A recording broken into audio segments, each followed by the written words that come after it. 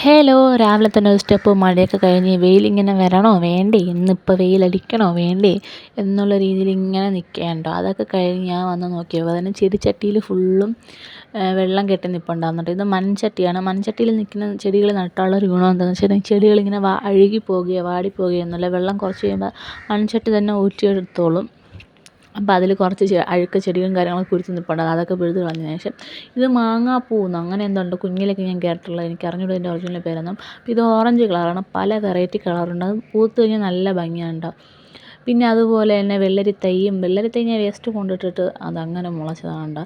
ഈ തുളസി തൈയ്യെന്ന് ഞാൻ നട്ടതേ അല്ല കേട്ടോ. മുന്നേ ഒരു തുളസി തൈ നിൽപ്പുണ്ടായിരുന്നു, അതിലുള്ള മണ്ണാണ് ഞാൻ കൊണ്ട് ഈ ചെടികളൊക്കെ നട്ടത്. അപ്പോൾ അതിൽ നിന്ന് കുരുത്തതായിരിക്കാം.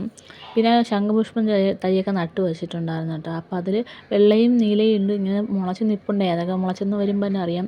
പിന്നെ ഈ ഒരു അതിഥിയെ ഞാൻ നട്ടതേ അല്ല, വിത്ത് പോലും കൊണ്ടിട്ടുണ്ടായിരുന്നില്ല, താനേ മുളച്ചതാണ്. പിന്നെ ഞാൻ നിൽക്കട്ടെ വിത്തിനെങ്കിലും എടുക്കാമെന്ന് കരുതിയിട്ട്. പിന്നെ മഞ്ഞളൊക്കെ ഞാൻ നട്ടതാണ്. മഴ പെയ്തപ്പോൾ നല്ല ഉഷാറായി നിൽപ്പുണ്ട് മഞ്ഞളൊക്കെ. അപ്പോൾ രാവിലെ തന്നെ ഒരു ഗ്ലാസ് ചായ കുടിച്ചു. അപ്പോൾ ഇത്രയേ ഉള്ളൂ ഇന്നത്തെ വീഡിയോ. ബൈ.